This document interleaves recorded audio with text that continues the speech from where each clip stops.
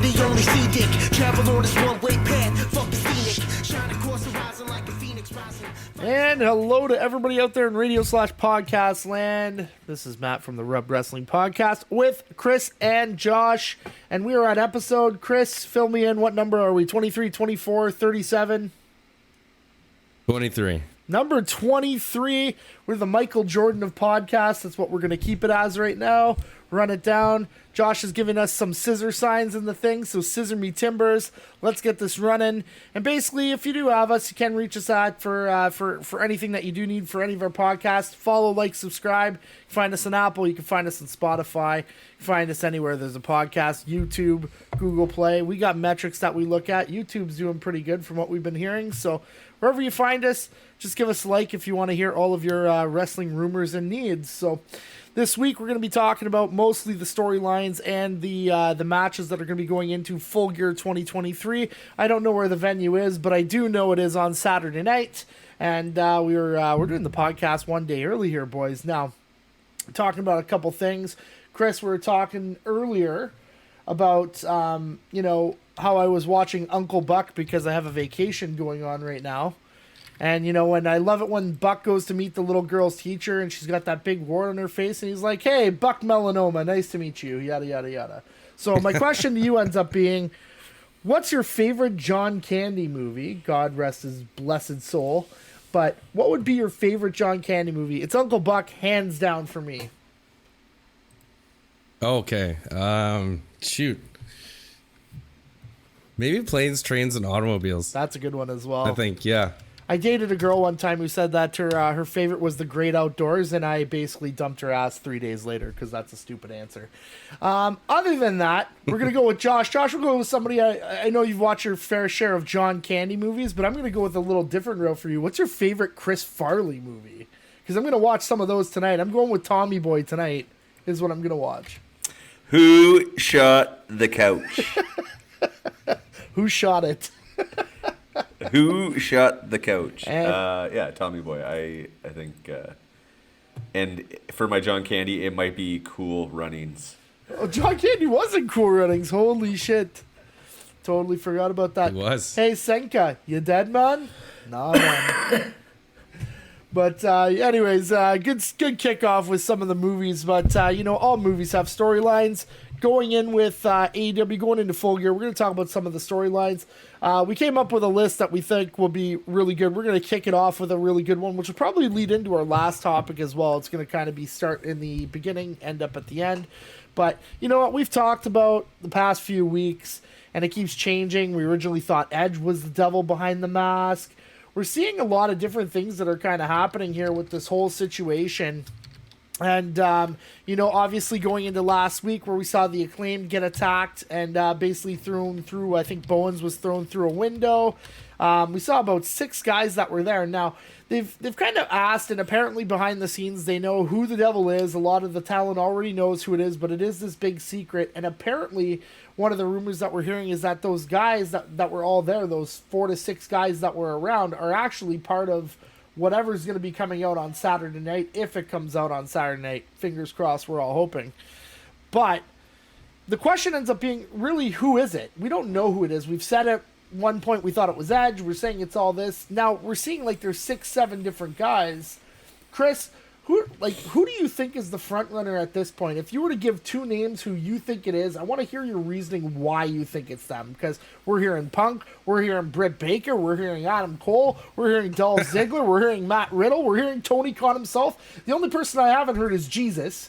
So, Chris, who did it? Who's behind the mask? Who killed JR? Well, or like Josh, who shot the couch? That, yeah. Yeah, it's hard. It's an interesting part of, it's the best thing AEW's got going, and possibly the best thing around right now, to be honest. But I don't know. Like, it can't be Joe just because of, like, obviously it's not Joe. Like, you have to somewhat be, somewhat keep the continuity, so it's not going to be him in that suit. Cole, Cole would be a good one to set up to be a way to set up. Okay, so one of them is going to be Cole, because I think it sets up kind of a feud. It sets up a good feud between those two best friends. Yep. And imagining wasn't injured and he just shows up, that would be cool, but I don't think that's going to happen. Otherwise, it can't be Ziggler. His no competes going through December or to December. Yeah, I don't know. You know what? I don't actually. Maybe Orange Cassidy. I'm going to say Orange Cassidy. Orange Cassidy as an outshot, who also has a match against John Moxley, which would be kind of unique. But Josh, we're seeing 6 guys here that are coming out. There's a couple people that I've kind of noticed that really haven't been on TV, and somebody that kind of really comes into. I'll bring up who I think it can potentially be, which will be kind of an outside shot. But do you think that this is really a chance on CM Punk? And if it isn't, who do you actually think it's going to be here? I know that we say he shall not be named, but he's actually a legit front runner at this point to be behind the mask for a lot of people. I mean, I have heard that. I heard that it's for sure not going to be him as well. So, like, I mean, I think there's 2 sides that are happening. I heard that Britt Baker, it's definitely not her as well.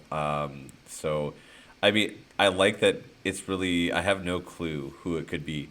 I still think it's MJF. I think that there's a chance. I mean, I would love to see it, not to say love to see it being Punk, but I would, like, it would be good to have the wool pulled over our eyes. Like, I think that would be fun to happen, but I don't think that there's a chance in hell that that's going to be the case. I was actually laughing because when Chris said Orange Cassidy, I was like, you know what? I'm like, Dark Horse, Orange Cassidy, it could have been, just because, like, if it's actually the guys who are in, like, if they're not just using stand-ins, like, you look at the body and you're like, for sure it can't be Joe because he wasn't huge, right? Like, so, like, I mean, if they're using stand-ins, it can be anybody. That's kind of what I'm hoping, you can believe in. But, like, maybe Don Callis. Like, let's be honest. I actually thought it was... He's running a stable like that. I thought it was him, too. I actually, at one point, like, when I was watching it, I said, I wonder if it was Don Callis. That would be really interesting. But... It makes sense. Yeah, it's hard because I just, like, do the numbers. Like, what do the numbers mean? Do they mean anything? I still feel like... Daniel Garcia was one of the guys in there. So, like, maybe it's Jericho. Who knows? I don't know. If you feel like there's so many people involved in this story, why not throw in, like, everybody else in the whole back? Like, it could be Rikishi. So. I think we said that on a previous cast, too, that Rikishi was the driver. He did it. But I think... Yeah, so, I mean, I guess my top would be Cole probably still. I still feel like it's Cole. Yeah, I'd have to kind of second that. I think Cole's the front runner. We're hearing a lot of stories as well about, like with 6 guys, when it's easy to put together 6 guys when you take the OG Kingdom, you add Kyle O'Reilly and Bobby Fish. That makes 7 when you look at that, when you're kind of adding Cole in there, right? So if there's 6 and the Devil, that makes your 7. And I think that probably looks like the leadoff. But there's one person on TV that is kind of a really dark horse that we haven't seen in close to 6 weeks, or while the storyline has gone on. And it's like, obviously we talk about Jack Perry potentially being one. He's also been thrown around, but who hasn't been on TV that's been a shock? Sammy Guevara. And that's something that is kind of really weird when you're kind of thinking, I think it would be fans would accept that as a really big thing, or they would accept it as a letdown. Like, to me, giving it to Don Callis is a letdown. Like, to me, if it ends up being Tony Khan, I think that would be cool, but it would still be a letdown because it's not somebody really massively big. And I think what they're looking for is something new here, and I think that's what fans are really doing. And I don't think you go into one of these and kind of do what McMahon did to everybody those years ago and say, it's me, Austin, I did it all along. Like, because it was kind of a letdown when it happened. It was funny for the first 5 minutes, and you're kind of like, yeah, they could have did something different there, right? Or ran in a different direction with it. So, yeah, I still honestly believe that Adam Cole is the front runner. He's the guy that we don't know about his foot injury. We don't know really anything. He doesn't have to wrestle. He's just got to show up. So, you don't have to do anything. But there's also an outside chance that, from what other people are saying, is that maybe there's a scenario here where it could be David Finlay from the Bullet Club, and that's actually the OG Bullet Club coming back to get back at Jay White. And so when you're looking at that, that's kind of also kind of a real long shot when you look at it. And to be honest, how many fans outside of AEW are going to know who David Finlay is, other than the run that him and Juice had in Impact, you know, or now TNA Wrestling, but it was Impact back then. I mean, it wasn't even really a massive run that they had, right? So it's going to be a really tough call, and it's really going to really tie into us at the end of the show, because we are going to talk about MJF and Jay White for the AW Triple B and for the World Heavyweight Championship at the end of the show, and basically the lead into that. So that'll be pretty unique. So other than that, you know, from what we've been talking about storyline-wise, Tony Khan has been mentioning that there's been a massive signing. One of the best, you know, wrestlers in the world have recently come out and just signed with AEW, and it's going to be announced at Full Gear. Now, that's something else. Chris, do you think that this is going to be a, like, Will Ospreay finally signing? Because we have seen him on Impact. We know that he is in North America, and when you think of top draw wrestlers in the world, and probably going through, he could be one, right? Absolutely. And now that I think of it, what if Tony signed him the whole time and he's the devil? What if he knew, you know, what if he was already there? I didn't think of that until just now, but I don't know. If you're going to bring Will Ospreay in, do you want to, I guess you could kind of throw him in to have his signing, and then all of a sudden it's kind of WCW, but I wouldn't be mad at it if, you know, he's signed and he's the devil at the end. Josh, because then that would set up him and Oh, for sure. No, absolutely. Sorry to cut you off there, Chris. I thought you were finished. Yeah. But just like if somebody's gonna get a shot to the moon, like the first time they step in the ring, he's a guy that can get it right. He can come in right away and challenge for the belt. So makes sense. Well, Josh would probably say Cameron Grimes to the moon. But Josh, it's probably a really good chance that it's Ospreay. If it's not Ospreay, who do you think could actually fill the spot that would actually make it worthwhile? That would be coming in from, let's say, WWE or an indie promotion that would kind of come through, or New Japan. Do you think it's anybody else other than Will Ospreay at this point? Yeah, I don't think it's going to be Will Ospreay. I think it's going to be Mercedes Moné. Wow, that's actually a good thought too. I never thought of that. Neither did I. And they said devil. Wrestler, right? Like, it's like, you know, maybe they're, and not to say that they wouldn't say a wrestler if it was a man, but like I think like they're going to announce a really big signing. I thought that Will Ospreay had a little bit more time on his contract, so that's why I don't think it's going to be him quite yet. So I think that, like, we know that Mercedes Moné isn't tied down. I don't think she's tied down. She was just injured, right? So maybe that's what's happened, is her injury is now over.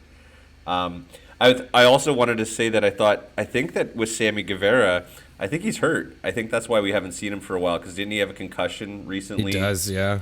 And then Jack Perry, though, I really like that. That's a hot take, because that's a good idea. That, like, we haven't heard.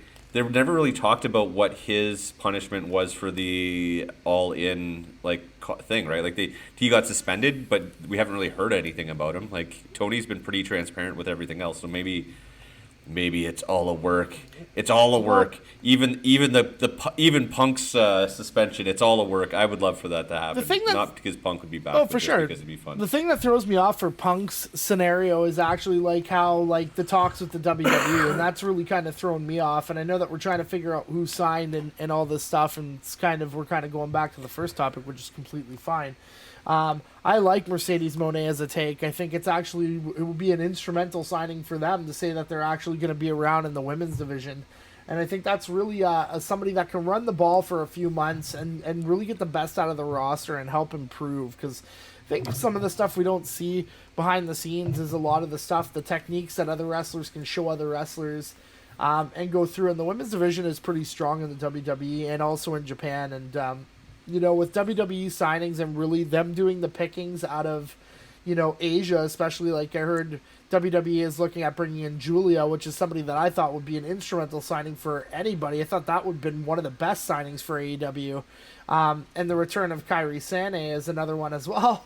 We're just looking at a whole bunch of different varieties here and some really, really strong wrestlers that are coming out of Stardom that are making their mark in North America, and the challenge there is obviously, kind of the breaking the English barrier a little bit to like be able to do the promos in WWE, but in AEW you don't necessarily have to do that, which is why I'm surprised Tony hasn't been pressing more to go get those people. But the reason I like Sammy Guevara and the reason I like when you think about Jack Perry as well, is that it'd be really interesting to see if MJF was kind of pulling the reins and what they're going to do with these so-called pillars, because we've been hearing for the last 5 years about the pillars of AEW, and there's really been like one and a half that have really taken off, and I'd say I'd give Darby his due for some of it, but Sammy, even as the TNT champion, really hasn't been a massive ratings draw. I think Jack Perry, has had his moments as a tag team champion, but it'd be really nice to kind of align these guys to try and get them into a main event motion. Chris, what are your thoughts on that? Like, is that an importance if it is somebody like Jack Perry to really get those pillars starting to build up to that main event scene? Well, I think we kind of saw it already when they tried with they had the 4-way match, right, with most of the pillars. I just don't think Sammy does it. Sammy does it when he debuts or when he comes back or something. He doesn't do it long term. I find like he can stay hot for a bit when he comes back. Everybody cheers him when he's having a baby. Everybody cheered him when he first started the card thing, and then he kind of just gets. To me, he gets a little flat after like after 2 months, a 2-month feud. He kind of gets a little flat for me. Jack Perry would be a good choice if you ask me as well. We haven't seen him in a while, so it's a surprise. It's always kind of not a letdown, but when it's somebody who's like already within the organization, it's kind of it's a little less than if it was a brand new free agent or something. But yeah, I'd be happy with that. And if they want to give them another chance, they're still mostly pretty young, so there's still time. So if they want to try it again, I wouldn't be upset. I mean, even if it's like not great, I do like to see that they're trying something. They're not giving up on people. And you call them pillars. You can't just be like WWE and then the next month it's like, oh, you're released. So like top of the table to dog shit, basically. Yeah, so you need to make those words count for something, and people notice that. So yeah, I think we could try it again. I wouldn't be upset. Yeah, it's totally interesting when you really think about it, because I think, like Chris, I think you mentioned earlier, it's like one of those things that we're really not 100% sure as panelists and for what we do as a podcast, and it kind of really opens up some really good discussions.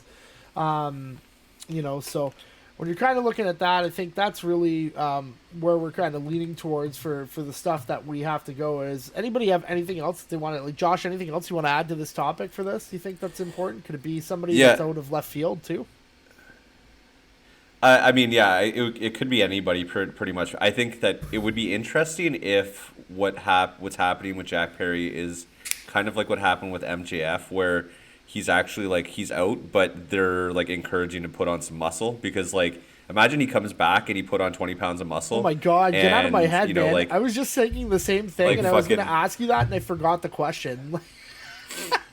So I think that like, that's a chance, right? Because he's been suspended a long time for something that like they fired CM Punk over, and maybe it is all the work. I don't know. Like that would be kind of cool. I think that he is a really good in-ring worker. He needs to improve on the mic, and if he got a little bit bigger, then he could go, like he could take the company on next year if he works on the mic stuff too. So he's been out for over 80 days. Like last topic for him was basically Wembley at All In, right? So that's more than enough time if you're getting into the gym doing the stuff to kind of get that 20 pounds of muscle, if that's the case. Even if he was just a speaker on the forefront, I think he would be all right if he has the group behind him. I think whatever we're going to find out, they're going to be a group of killers, and if they do bring in the Kingdom and Roddy, I hope Roddy really drops the neck thing and really just kind of goes back, that it's kind of like all this setup. I think that's like really, really important to get to that point for that. So with that being said, we're going to move kind of our last storyline, which is just basically, fuck you, Josh, which is just basically going to talk about kind of the storyline with Tony Storm going in with, I think Hikaru Shida for the title at Full Gear, and just Tony Storm's, full presence that she has with this black and white character. and this starlet character, and now there's a new character that's been introduced in another wrestler. Chris, what are your overall thoughts about this performance? Basically, that she gets to do on a weekly basis. It's so good. It's been my favorite work from Tony Storm by far so far. I think they sometimes, you try to make somebody play a character and they're playing the best they can and it's okay, and then all of a sudden you just give them some wild idea and they take it and they just run with it, maybe not being a fan at first, and then all of a sudden they fall in love with the role. But I like it. I like that Luther was brought in somehow. Like that was a nice surprise for me. The only thing that bummed me out is, I don't know if it's like this, but they were mostly talkies, and I think they did this because the first time they did the picture-in-picture, I don't think it was a talkie, like it wasn't a silent film. Yeah. So I was wondering, like, why did they do that? Because like we can't hear. And then I think from then on, like later on, they started doing like the old-fashioned talkies with the cue cards. Yeah. But yeah, it's another one of my favorite things. I mean, Hikaru Shida, I don't even know why they put the belt on her. I mean, she doesn't. To me, it doesn't do it for me. It's just even when she wins the title, it's like, okay, like, well, a title change, at least that's interesting. But yeah, I wouldn't mind crazy old Stormy going to get a title and carrying it for a little bit in this character. Yeah, it's so interesting to see what they saw, especially in regards to like the Clementine, and somebody paid, I think, what, $300 for the Clementine that she pulled out of her shorts or whatever it was, like when she was laying on the announce table.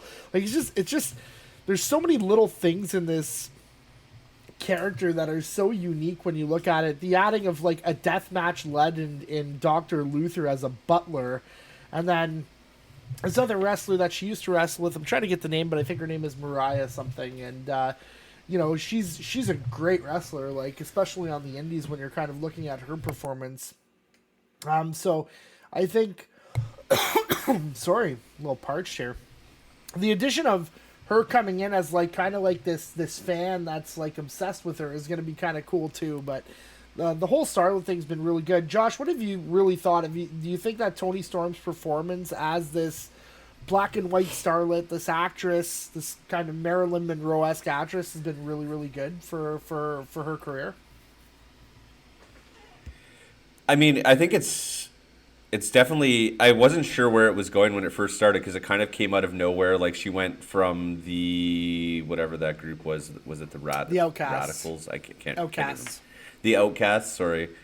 And then into this, and it was kind of like it was a drastic change, and it happened almost immediately.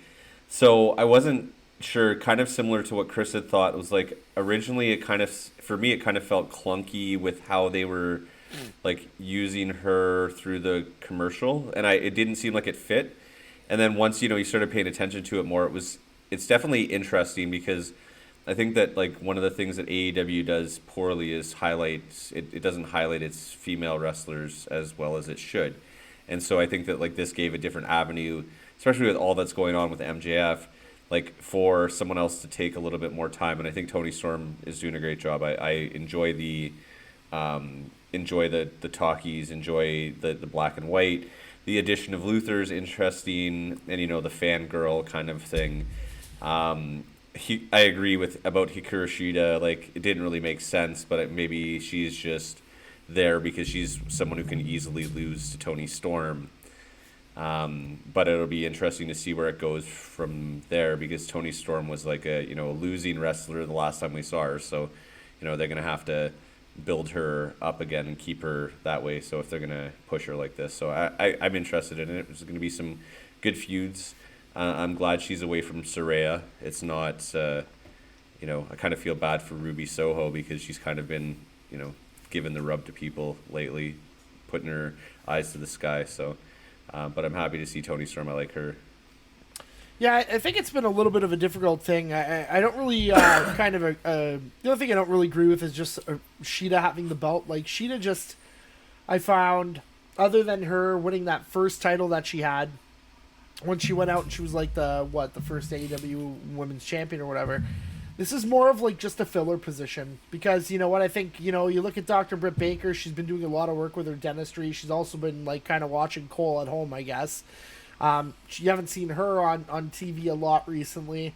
You know, Soraya isn't really on a full-time schedule. There's some other issues that are kind of coming up there. So I think she's a popular character for fans in the sense that if she's going to hold the title, she's going to do a pretty good job of holding it while kind of making it still relevant.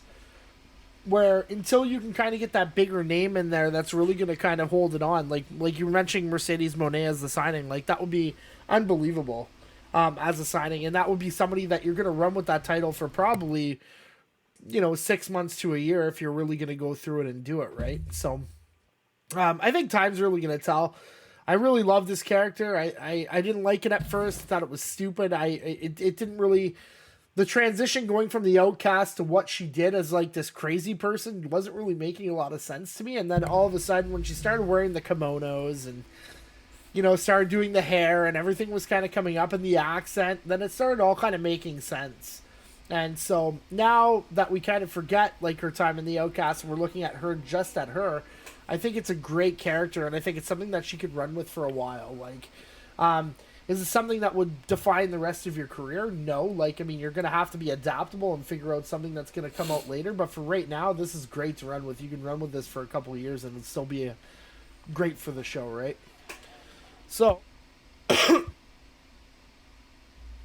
think other than that, let's move into a couple of the matches. I know that we all kind of picked a match. Josh, let's start with you. We'll do you, myself, and then we'll go to Chris for our Sinister Six topics that we like to talk about. But Josh, you wanted to highlight a match that's going to get ready for Saturday. Which match did you pick? And once we go through, I'll give a synopsis and we'll start asking some questions. Yeah, I picked the Golden Jets versus the Young Bucks. Looking forward to this as the feud is heating up. Chris Jericho and Kenny Omega's friendship is improving, and the Young Bucks are becoming jealous. And seems like there's a heel turn for the Young Bucks coming up, which seems pretty obvious. Looking forward to this match. Yeah, I think when you're kind of looking at this whole story, I mean, Kenny Omega got a pretty big win. I can't remember who they were facing on Dynamite, if somebody can refresh my memory. But I just remember it was a big guy that he had up for the one winning angel. Did anybody remember? Shit. If not, I can start with the Young Bucks, but that's fine. But somebody wants to pull that up. Anyways, you start with the Young Bucks. The Young Bucks fought on Dynamite as well. I think they fought Commander and Penta El Zero Miedo, and that ended up being a really good match. The Bucks were fighting in front of their parents. Basically ended up winning the match, got through, and they're just kind of, it was just kind of a filler match, like a warm-up match to kind of get them ready for Saturday. It was kind of the same idea with Jericho and Omega. Like, you know what, other than being in, actually, sorry, Josh, they were in the 8-man tag. So, when they were in the 8-man tag... I think he did it to Brian Cage. Yeah, he did it to, I think it was Cage. So... when you kind of look at that match and the 8-man tag that they had, Kenny getting the win's really important here because he really hasn't won anything in like 3 months. So when he got that, he just kind of looked like the old Kenny Omega when you're kind of watching it. Lots of energy, V triggers coming out the wazoo. I think I saw like 3 to 5 V triggers, but he was just, you could tell that he was just full of energy from it. Jericho did a good job. Kind of holding him in, and I think, you know what, I think that's what that's going to be for them as a tag team if they decide to stick together. I think the stip here is really good. So, Chris, we're talking about stipulations and what we went into, I think, last week, and I think this is a topic we've already talked about, but when you're looking at this stip, is this going to be a great stip, and can you agree with Josh and see that there might be a heel turn here for the Bucks, or could there be a scenario here where the Elite breaks up altogether? I think even we saw with Bullet Club, I don't think they'll break up altogether, but I do think, I mean, Jericho has a lot of history with them in the Elite and in the Bullet Club, right? So it's not like he's just an outsider. Like he's had plenty of the Bucks of Jericho or the young or whatever, the Bucks of Jericho.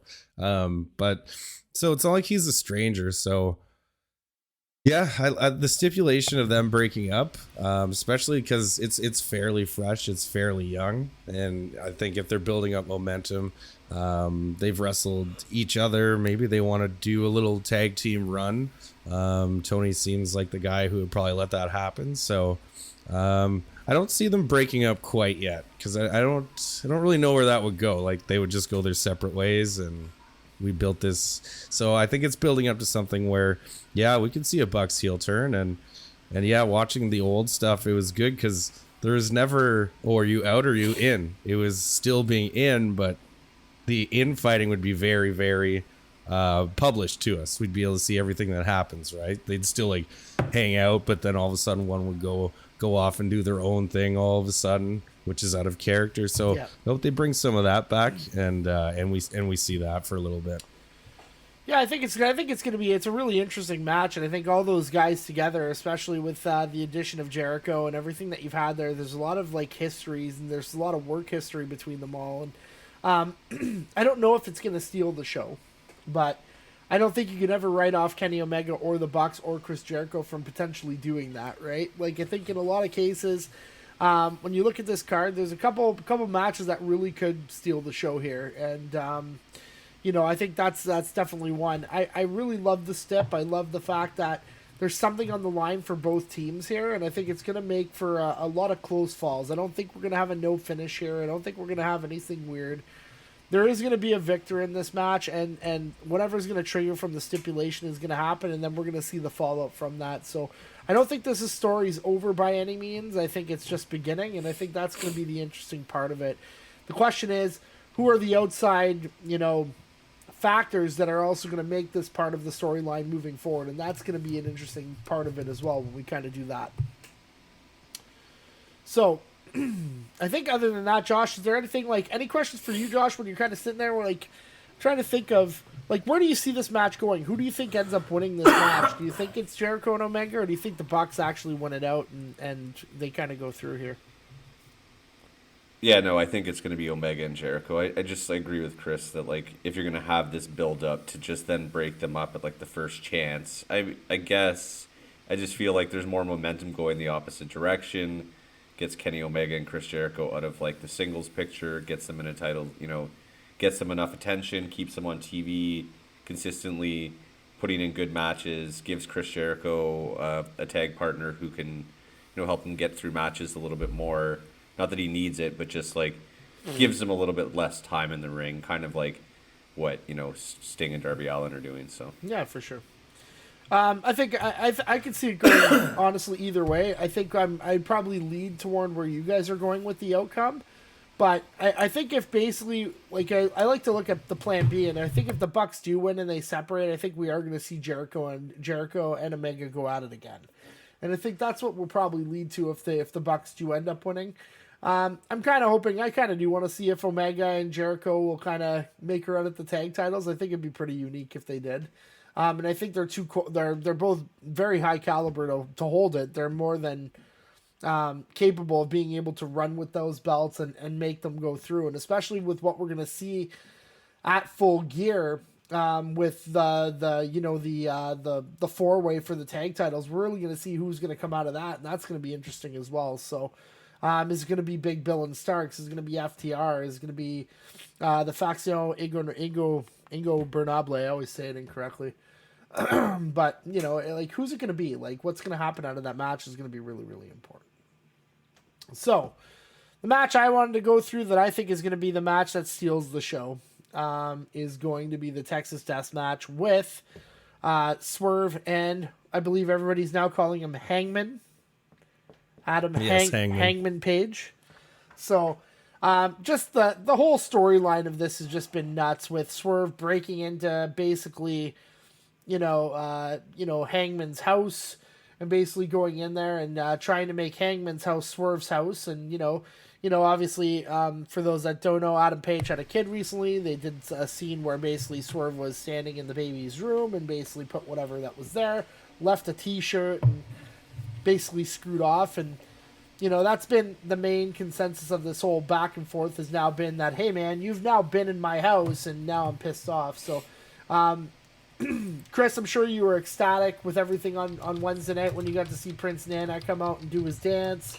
And then basically Paige beat the living shit out of him because there was a stip in place where if either one of them touched each other on Dynamite, then they would have been suspended for the rest of 2023.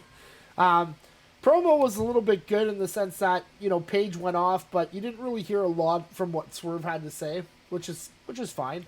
But I think based on what we saw in their first match and the capabilities and this being a death match, I think we're going to see something crazy here. And I think both of these guys, with their creativity on movesets, the way that they think about professional wrestling as a whole, and the psychology in the ring, I think we're going to see something really, really special.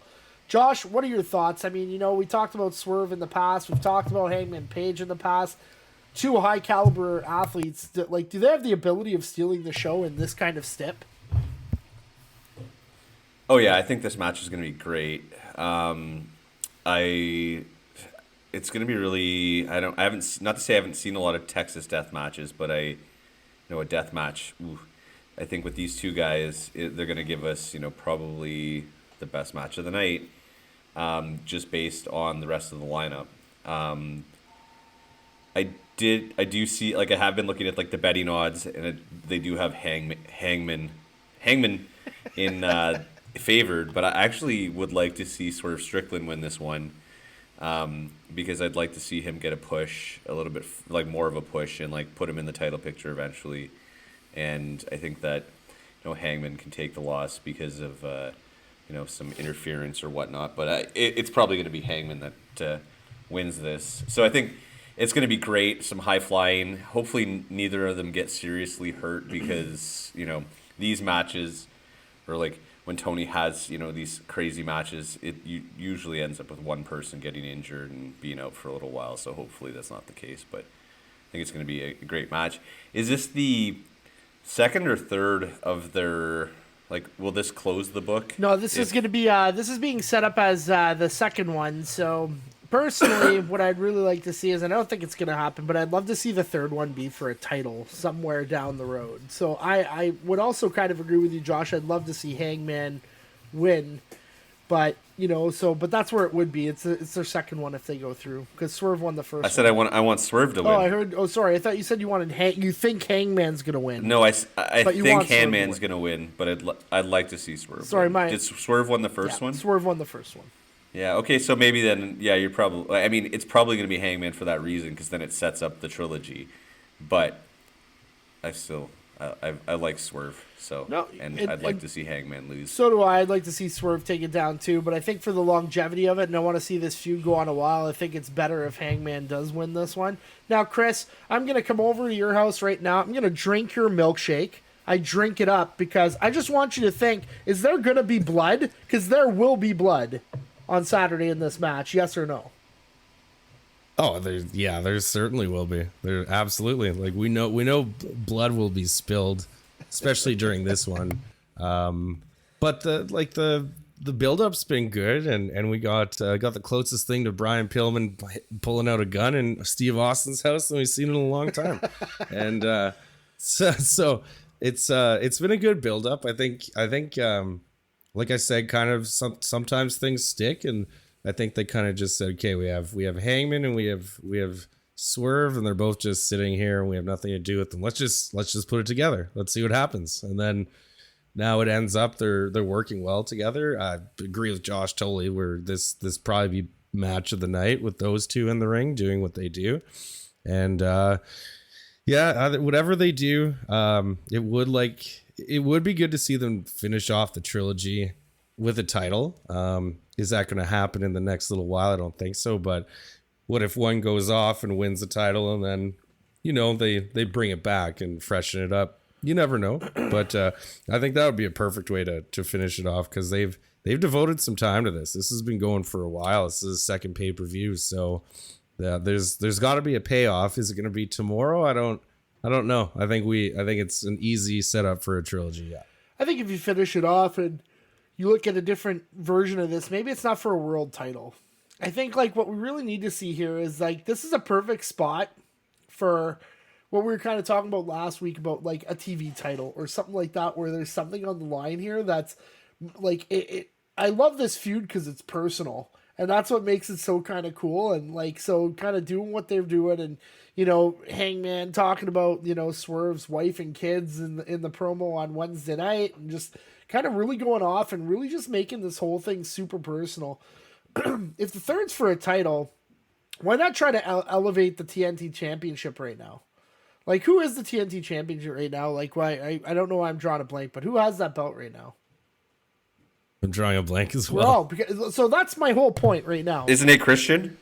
Yeah. Oh, it is Christian. So That's a huge story. it is. That's one of the biggest stories. It is a big story, but to kind of look at a lot of the cases, we kind of even forgot about it. It's not on the top of our minds, right?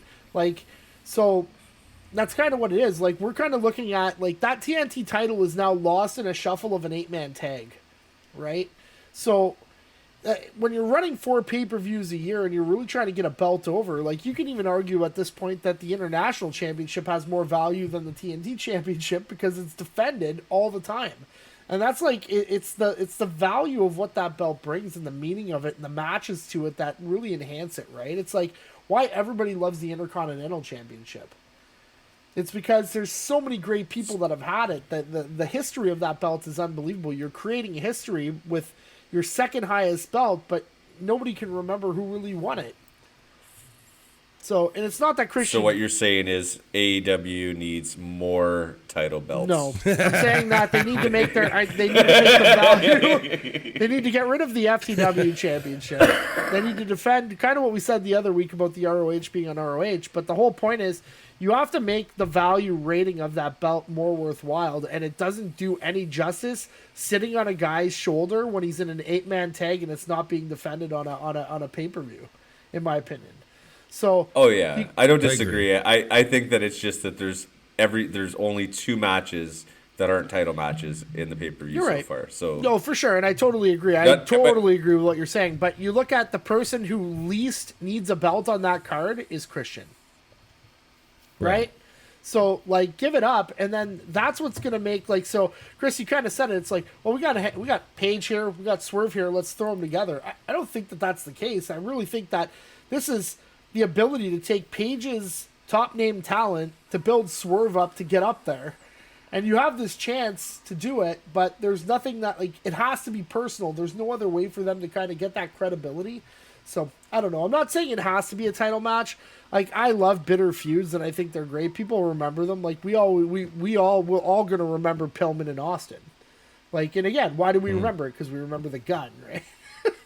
So, yeah. And you know what, like, and if you've watched NXT, like, Pillman's son Lexus King is definitely not Brian Pillman. So, just saying. I don't think I meant like they're just putting them together. I think they both knew like they had nothing to do, and yes, it's a great idea to put Swerve with Hangman. I guess that's kind of what I meant to say as well, is that it brings them up, and that's like, you don't know what you want to do, but you have all this talent with this guy. You're right. I guess, put exactly. So thanks for clearing that up. No, for sure. Me. And I think that's really important, that it's not about like, so I think Kenny Omega wrote something today. He was talking about the fans getting the payoff that they want. I get it. I like when the WWE doesn't give the fans exactly what they want, but they still give it to them. It's kind of like the Bryan Danielson thing, or the Daniel Bryan thing for 2 years, where he basically chased the title, right? But I think at the end of it, you can't give the fans everything they want, because you have to make sure that they want something more out of it. Like, there has to be a meaning behind it. And I think when you look at I'm trying to think, like, if you were to look at the card, and there's a couple things that you're looking at here, like, you even look at something like, the TBS championship match. You have Chris Statlander, Hart, and Sky Blue. Like, what's the point of that match?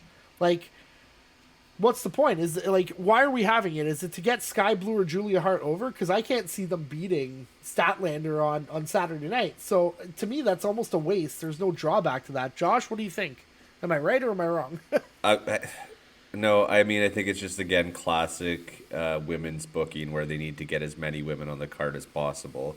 And so they need to have a trios, or they need to have a 3-way, they need to have a 4-way, or they need to have, a quad tag match, just to get as many on the card as possible. It's just like, I don't know, they haven't really been building this story up, and like you think Chris Statlander, the TBS championship's supposed to be at the same level as the women's championship. At least that's how it was booked, especially when Jade Cargill had it. And so, like, to book it like it's an afterthought, it's annoying because it's your major champion. You created this, and I feel like they're just not doing a good job of booking it. But I've been impressed with Julia Hart, and like we said yesterday, or before the pod, we were talking about Sky Blue, and she did throw a move in there that was very impressive. I wish they'd put a name on it, maybe make it a finisher, a transition move that she does consistently. If Red Velvet took it like that and everybody else could take it like that, I think that that's pretty good. But yeah, and it kind of comes down to that. I think, like, if you look at anything in that storyline, it really hasn't been about Statlander at all. It's really been like what happened before with Sky Blue, where Julia Hart did the spin on her.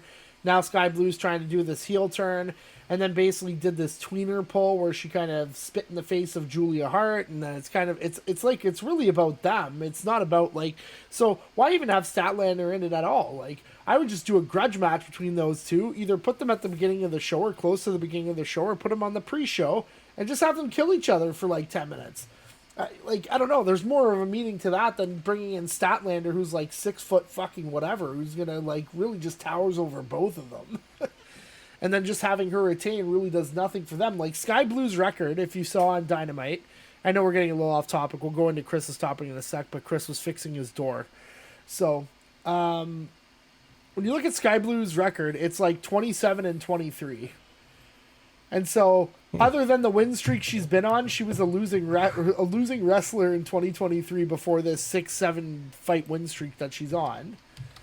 So, since the switchover, right? So, I don't know. I don't believe her beating Chris Statlander, who hasn't lost since she's won the title. Like, she hasn't lost probably a single match since she's won the title. I mean, I don't know what her record is, and I'm too lazy to pull up the rankings at this point because I don't really care about the rankings. It's really not what it's about.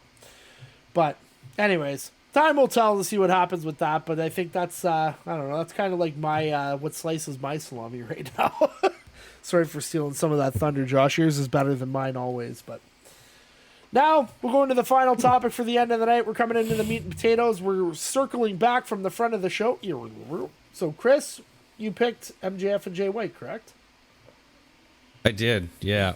So, yeah, there's no shock there, but continue. So, why'd you pick that match?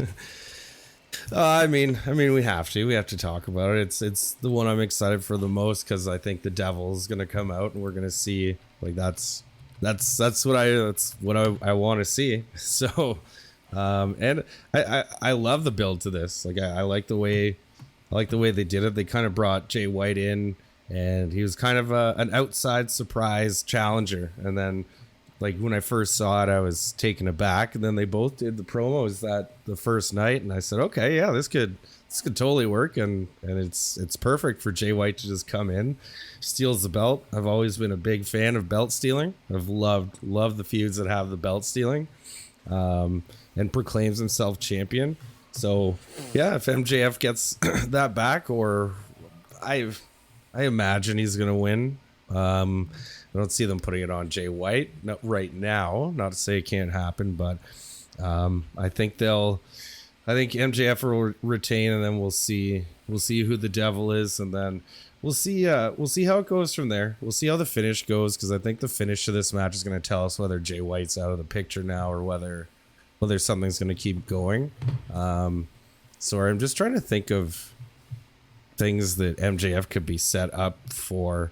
Like if Cole wasn't that badly injured, we put Jay White in to kind of take the time up, good storyline, a guy who can do it, and then we just have Cole swerve, and then kind of he's out of the picture. I don't know. I'm interested to see. I think the finish will tell us all about this one as to what their next direction is. Well, I think if you're looking at it, Chris, who are the 5 best rappers alive? Dylon. Dylon, and Dylon. Because if we're basing it on that, Jay White is spitting hot fire. Straight up. I think his promos have been electric. I think MJF's promos are always electric, but I've been really shocked at like how good Jay White's have been, because they've been really the glue that's been holding this thing together for the last 6-7 weeks, right? So they've been great. They've been like, I don't believe you. I don't think that, like, you are the devil. You keep saying you're the devil. Like, I don't believe anything that's coming out of your mouth. I'm holding your title. I'm holding it hostage. I stole it. I'm the world champion. Blah, blah, blah. Like, he's just making a run here that really could solidify him as a future AEW World Champion. And I think it's going to be sad when we realize that he doesn't win on Saturday, because I don't think he's going to. But if he does, I'll be happy for him if he does, because he's earned it. And I think he's one of the most underrated like wrestlers for that like top position where you sit there as, we're the top 5 people in the world. Jay White's starting to make my list in the top 5. Just because he's amazing as a leader. He knows how to play that leader role. Josh, what are your thoughts on just Jay White as a solid performer? Like, has he been like has he come leaps and bounds from when he started in AEW, like when he first came over from New Japan to now? I know. I think he was always as good as he is. I just think that now that he's getting that prominence and he's being able to, like, you know, run with it a little bit more, and he's got a good crew behind him that we're getting to see his chops. I agree that MJF's going to win this match. And I suspect that it's going to be because of the devil. Hopefully we get to see the end of the story, not the end of the story, but kind of see where that's going. And then, you know, what's the next chapter? It kind of seems very clear that MJF's moving on to face Samoa Joe. So that's kind of why I think that, you know, there's no chance that Jay White wins. I actually disagree with Chris on the stealing of the belts. I'm not a fan. I'm not to say that I'm not a fan. I just find that it's like it happens so frequently that it's kind of like it's overdone sometimes. This one's good though. I do like this one, but I just find that it's like just overdone. It hasn't been done I haven't seen it done like this in a long time. But it's, you know, it's not like everybody doesn't know that. MJF's the champion. It's so crazy how much of a babyface MJF has become that I'm kind of like really hoping that it's just like he pulls the wool over the eyes of the fans and really fucking pisses everybody off, like, and becomes that like super heel again. I just can't believe how over he is and like how well he's embraced the being the face. He's been you never see him as a face. Nope.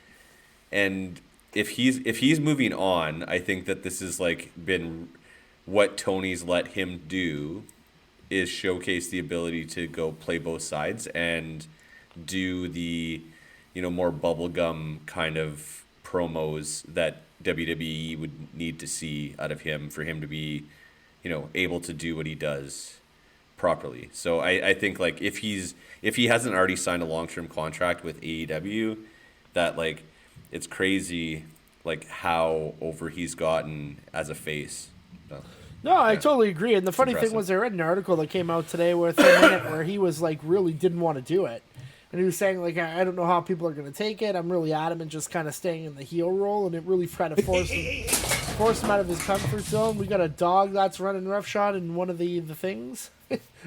No, it's just my cat. I just don't want the door to fall on her. Yeah, so so it's really interesting kind of when you look at this whole thing where he didn't really want to do that, but he has the ability. And you know what? I can't see, because of MJF's age, that he's not going to be at WWE at some point.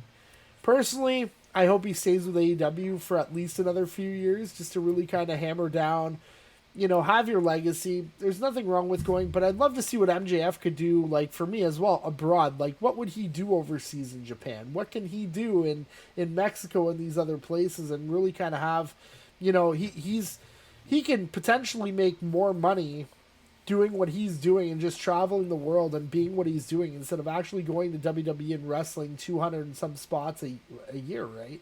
So, you know, I don't know, like for the guys like Kenny Omega who've never been in WWE other than, you know, like, you know, having your dabbles and tryouts, Kenny Omega going to work 280 dates a year is probably going to end his career, right? Where this way he can kind of go in and out and he doesn't have to worry about it. But if MJF is going to make that move, it's probably it makes more sense business wise to do it sooner than later. But I think where you're sitting in the company right now, he has so much leverage on his contract that he can just work with AEW, save his body for the next 15, 20 years, and he can do this for the next 25 years and just take the money that he's making with AEW and just run away with it. Like, he could be a $5 million, $6 million a year wrestler on top of getting cuts on merch with Tony. And Tony would pay it because he's the biggest draw in professional wrestling, period. So I don't know. I think I would almost even say at some point that based on where he is in the company and what he sells and how he can kind of distribute his merch and the way that he can do it, he might be bigger than Roman Reigns for what he can do. It's arguable. I'm not saying 100% that that's the case, but it's arguable. Because all that's really standing out for Roman right now is like, because we know that WWE doesn't pay those guys like $6 million, but they get t-shirt sales. But the thing that really stands out for me is like money talks. LA Knight is the biggest merchandise salesperson in WWE. MJF is the number one, probably close to the number one in AEW, if not in the top three. And I don't know, is it really like the length of that conversation ends up being how long Roman's been the champion, not how much of a draw he is money wise, right? So he's a main event draw, but is he that money draw that's going to bring in all of the money? I don't know. You guys can fill in that. Am I right or am I wrong, or am I kind of a little bit off? Chris, what are your thoughts? I think it's fair. I think like MJF. I mean, if you look at kind of the size, if you look at the demographic, then MJF is doing just as well, if not better than Reigns. Reigns was I never found him to be quite the draw without the belt on him, but now because he's wrestled 11 times this year. I mean, he's a draw because he's getting the kind of the Brock Lesnar draw, where he's not in the ring. He's not in the ring as much, but yeah. So like you take once Reigns loses the belt, we know that he's he's done. He's not going to keep wrestling. Yeah. So yeah. I think it's a fair assessment. So, but yeah, I think moving into this match, Josh, I mean, we've talked about it all the way through, and you're looking at kind of MJF as a draw, and you're looking at this, like, this is the money match for me. I don't know if it's the match of the night. I think it'll damn near be close to the top 2 or 3 of the night. Is the match more important than the Devil coming out himself, or is the Devil more important than the match at this point, or is it kind of, we're going to find out on Saturday? Well, I mean, I feel like the way that they're setting it up, it's gonna give us the who the Devil is, and I kind of feel like the match doesn't happen without the Devil, like that it goes together, and that if you just have the match without some reveal, then maybe it's not as good as it could be. Although there could be some type of interference where they prolong identifying who the Devil is, and then making the story go a little bit longer. I would, if MJF wins, I would like to see him get the belt back in his hand, because it doesn't make sense for Jay White to continue to steal it unless the Devil steals it. I don't know. I feel like we're gonna find out who the Devil is, and I'm okay with that. They don't have enough pay-per-views to not figure it out. And if there's a chance that MJF leaves, January, or whatever, 3 months later, if he has a non-compete clause. I don't know how it works.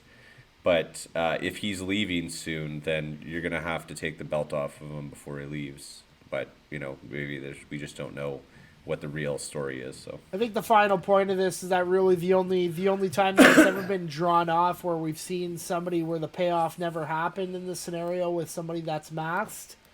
Chris, can you name it? High level. Was it the Rikishi thing? No. I don't remember. Give you one more guess. Basically, they did kind of the same thing where they let in. There was a faction that came out, and it ended up being basically they didn't reveal the leader for almost close to 6 to 8 months, and it was the Aces and the Eights. So everybody Oh, thought aces and eights. everybody thought on one of the pay-per-views or on one of the pay-per-views that they were going to show up right away and we are going to find out who it was, and then they didn't reveal who it was until they got Bully Ray involved with like the Hulk Hogan angle and his daughter angle to release that he was the leader, right? So that's my only fear coming out of this, is that I don't want to be talking about the devil for the next 6 months. Right. But anyways, our Sinister Six is all done. Josh, going to the deli. I want some mortadella. I want some mozzarella. Slice me up some salami. All right, let me get my list out here. Chris, you just made the list. Where are we? Chris made the list. Slices my salami. There we go. Okay. So you know what really slices my salami? What? Is when there's a 3 count with the shoulder up and the ref doesn't check. And it happened recently on AEW, so it's something that I wrote down on my list. I can't remember who was in the match, but typically the referees, especially in WWE, they're really good. Like if someone has their shoulder up just because of the way that they fell into the pin, even if the pin is supposed to be the finish, they like rub their hand and be like, no, their shoulder's up, and the person repositions them. So when the referee doesn't do their job and does a 3 count with a shoulder that's very clearly up, that's what really slices my salami. Not quite a good one, but I wasn't ready for it today. That's okay, Chris. What was it? What was the one that you did last week? Because I honestly thought it was the same one. No DQ when weapons are finished. Is that the one from last week? All right, cool. I like how you have a list for it, so I'm just, I don't know. I think we might have been talking about that on another thing, but yeah, I could. We did. It was one of our chats that we talked about. That's right. Recently. You're right. So I'm like, wait, did we talk about that? But hey, I mean, you know what? That's a pretty good slice of my salami. You got to follow the rules. If you're not following the rules, it brings down wrestling as a whole. It makes it look stupid because a lot of people out there. Yeah, we know that it's fake, but follow the rules. Yeah, you got to follow the rules. It's got to be pristine. It's got to look like a sport. It's not essentially a sport, but it's got to look like one. Chris, going into it's like the NBA. Sorry? It's like the NBA, fixed.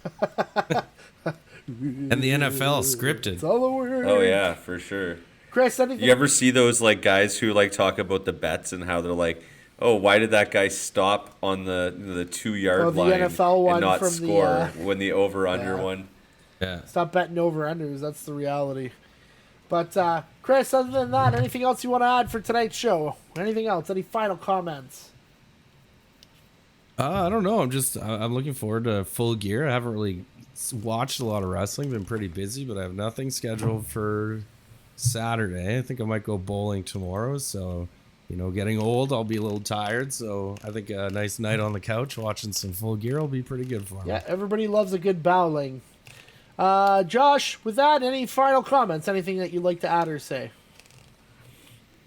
With that being said, no, I have nothing. No, that's fucking dumb. Chris, can you look at Josh for a second, the video, even though the fans right now can't see the video? Just watch Josh, okay? With that being said, I just want to let everybody know, wherever you are in the world tonight, good morning, good afternoon, good evening, and good night. Everybody from the Rub Wrestling Podcast bids you adieu, and scissor fingers. Beats running copacetic. When it all falls down, I hope you don't forget it. Nico City, son of anarchy, the hype demanded me. Mikey damage showed you amateurs the cost of vanity. So fuck humanity, floaty murder open-handedly. Most of my clique, yo, they come from broken families. The world that been open is coming to a closure.